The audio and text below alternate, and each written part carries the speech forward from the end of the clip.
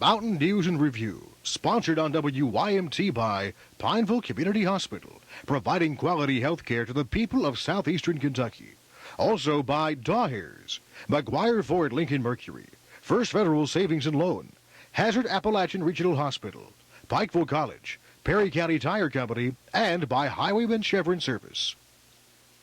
Good evening, I'm Joanne Ball. And I'm Tim Sharp. Welcome to our special year-end look at Mountain News and Review, a recap of 1987 as seen through the eyes of Mountain News photographers and reporters during the past 12 months. Over the past year, we here at 57 Mountain News have traveled more than 300,000 miles, transporting sometimes thousands of pounds of equipment, shooting a room full of tape on sports, weather, and news with one goal in mind, to keep you informed. That's right. It has been a tremendous effort.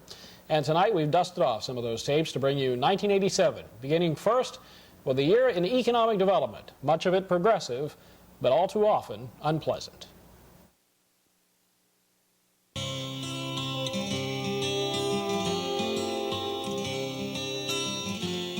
We've got to export coal. We need to export energy. We've got 200 years of coal. We're the Saudi Arabia of coal. But if we can't meet our foreign competition, we're not going to export it.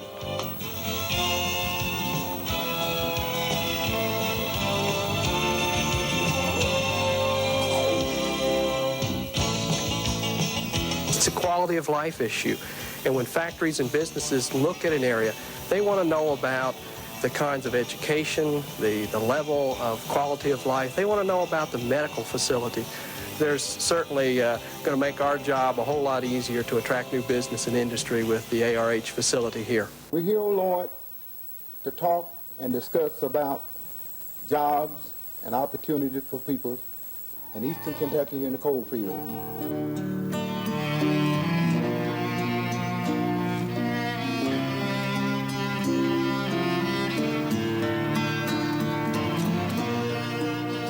This past year, we come to the conclusion the way the market is at the present time, we're going to have to get out of it or we're going to go broke.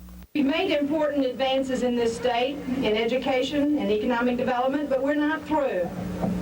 We dream of more. We're going to change the things that we think ought to be changed right here. And I can vow now that we're going to have the finest community in the world.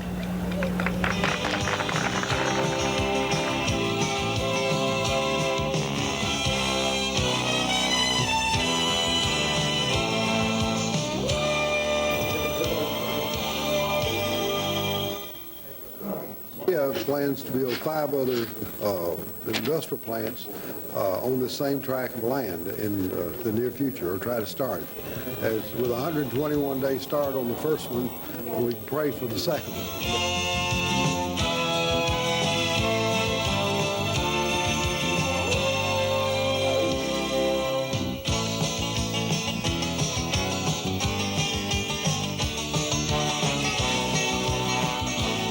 I think Mr. Drinkard, who is a developer, has got commitments already made to Walmart and JCPenney and a bunch of other people, and it's just a matter of time until we put the thing together. We know now that we can compete with anybody, anywhere, anytime, and we can win.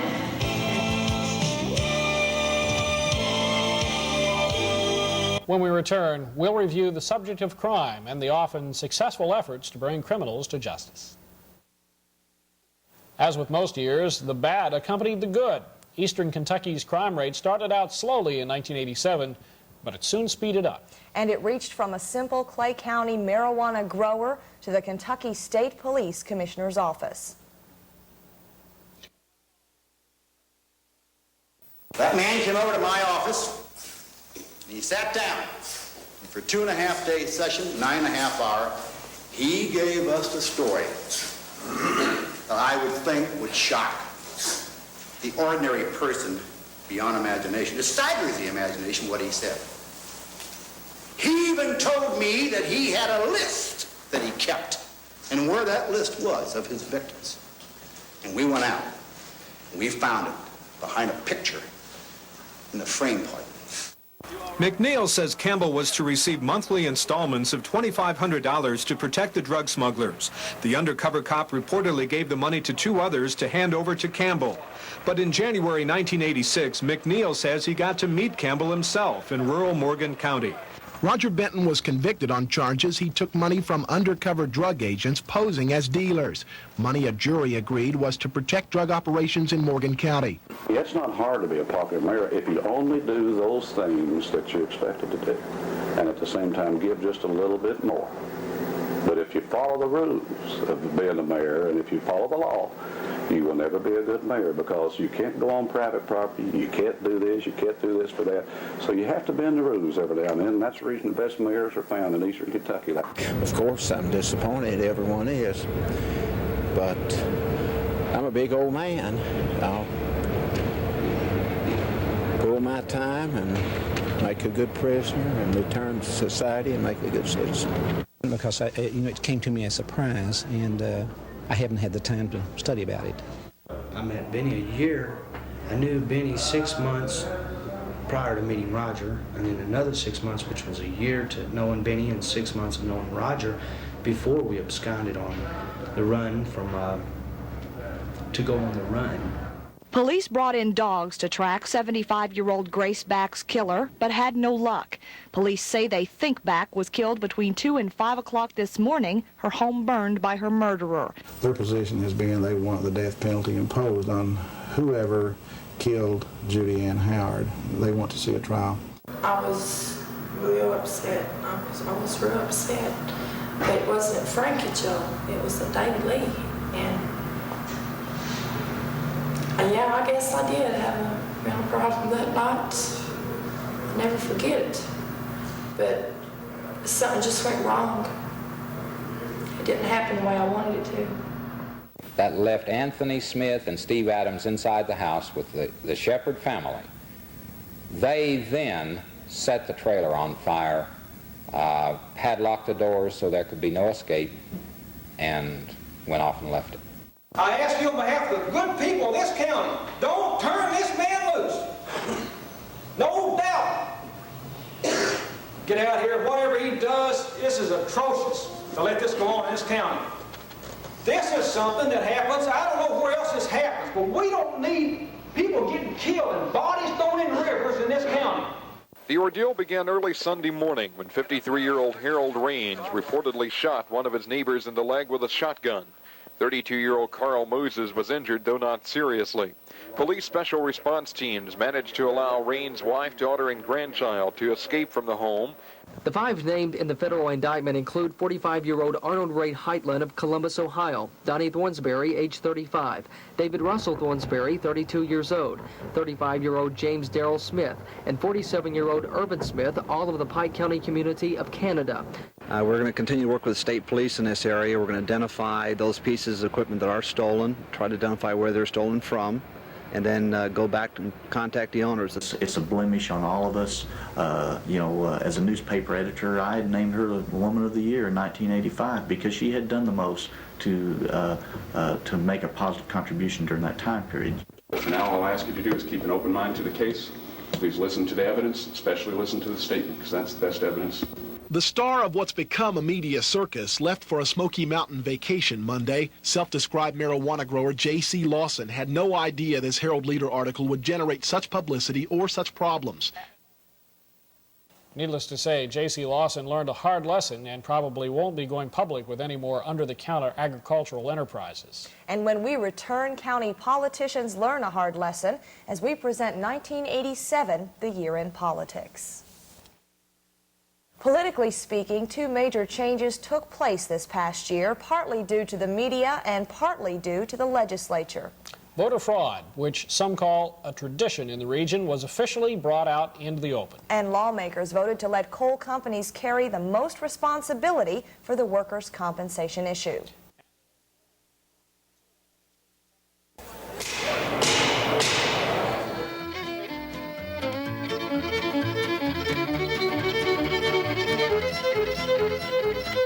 I think we want to look at the bill and see if there's a better way to get the money that they say they need and do a little less damage to the small coal operator that employs somewhere under 50 men.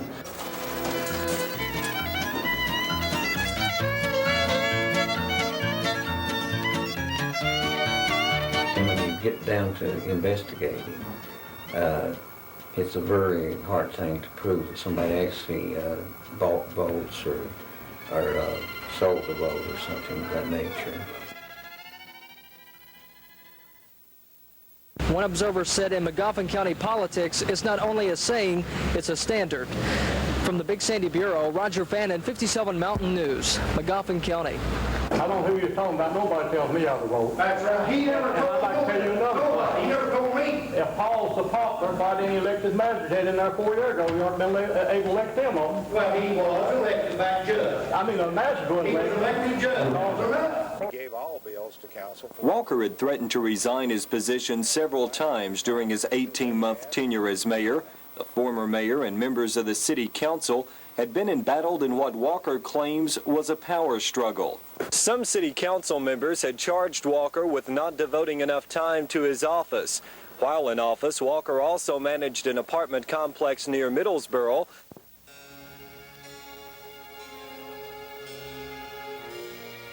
Tim Lee Carter was indeed concerned about people.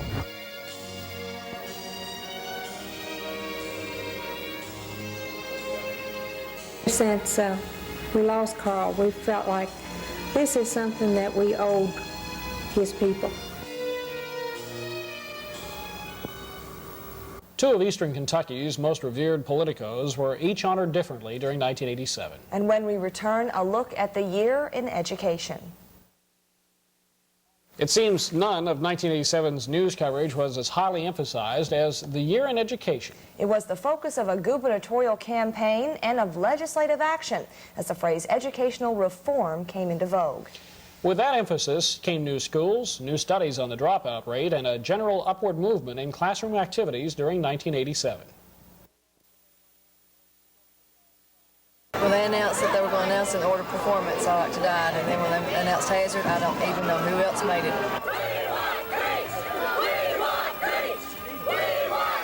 He's led his team to 2 back-to-back district championships and 2 winning seasons, and the semifinals in the region. The figures that 80% of the available jobs through the 90s are going to require some kind of a skill. We would like to see more of our children stay in school. They're dropping out as soon as they reach 16, and we feel like this is detrimental to Clay County. Made an investment in our best natural resource, our children, when we invested in this school. Better education is the key to better jobs and a better life. To encourage them to do better schoolwork, to attend more, and to stay in school long enough to learn what the high school is about and get adjusted to the high school. We have a deficit situation. We've been on fringe deficit, not only fringe deficit, but $160,000, $168,000 deficit a few years ago.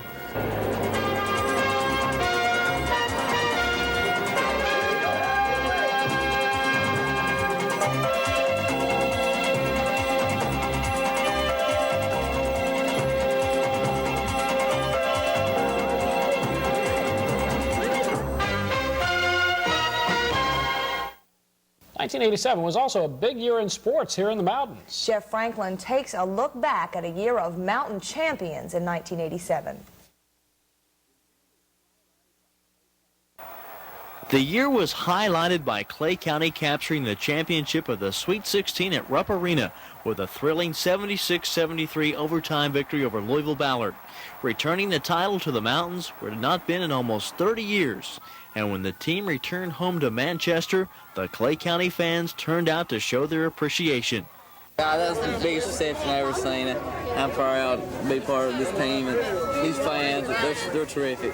It's just the greatest thing in the world. That just lets you know what kind of fans we got. They're the greatest. And it sort of shows you what people think about basketball at Clay County High School, shows you how proud they are of them. And it makes me a big lump in my throat to know that people care that much about us and our team. It was the same scene a week earlier in London after the Lady Cardinals of Laurel County notched their 4th state championship at Diddle Arena in Bowling Green with a victory over Louisville Doss.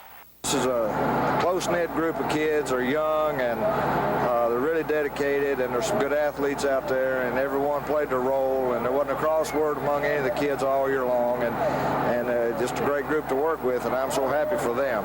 Is this the most special championship for you? Yes, it is. It sure is. The Mountains more or less made it a clean sweep in basketball when Paintsville's 6'7" forward John Pelfrey was named Kentucky's Mr. Basketball. On the heels of that followed a scholarship offer from the University of Kentucky, which Pelfrey readily accepted. The University of Kentucky has given me the opportunity to play for the greatest program in the country. Ladies and gentlemen, that's all I need. The college of my choice will be the University of Kentucky. Thank you. With basketball season over with, the Navajos of MC Napier set their sights on winning the state baseball championship. The Navajos came close, winning the district, region, and sectional titles, but in the state Final Four, the Navajos self-destructed, losing to Owensboro 13-2. A hard pill to swallow for MC Napier coach Bill Dixon. It seemed like there in 2 innings, we wrecked about everything we built for. So, no, I'm not going to say we were satisfied with that good season. We should have won the ball game today. But the Pikeville Panthers saved the best for the '87 football season, as the Panthers finished the season undefeated with a perfect 16-0 record and winning the Class A championship with a 28-6 drubbing of Russellville. Pikeville's Hillard Howard took Coach of the Year honors for the season, but he gave the credit back to his players. I'm going to enjoy this one. Our kids played hard, and I don't know. This has been the most determined group that I've ever been associated with. And I tell you, it's a group that when the year started, they make me worry every stinking ball game because they got this old attitude that you don't know whether they're going to play or not. And they go out there and they just play their guts out, and I just can't say enough good about them. 1987, a year of champions in the mountains, and hopefully more to come in 1988. Jeff Franklin, 57 Mountain Sports. Indeed, it was a year for sports and champions, and we are very proud of having had the privilege to cover those exciting bits of action during 1987. When we conclude this look back at 1987, we'll leave you with some views of the weather and how you coped. Well, that is our all-too-brief look at Mountain News of 1987. All too brief is right. A half-hour program just isn't enough time to adequately reflect on an entire year. Well, while we have undoubtedly missed some of the year's events, we leave you now with a look at how the weather impacted us during 1987. Thanks for joining us.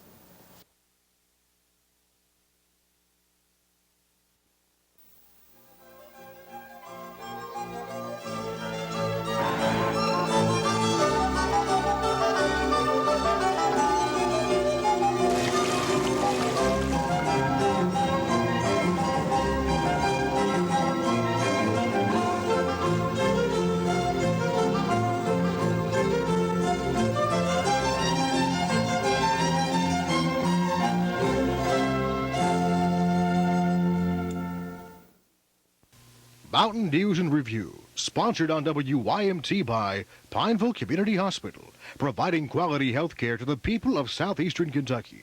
Also by Dawhares, McGuire Ford Lincoln Mercury, First Federal Savings and Loan, Hazard Appalachian Regional Hospital, Pikeville College, Perry County Tire Company, and by Highwayman Chevron Service.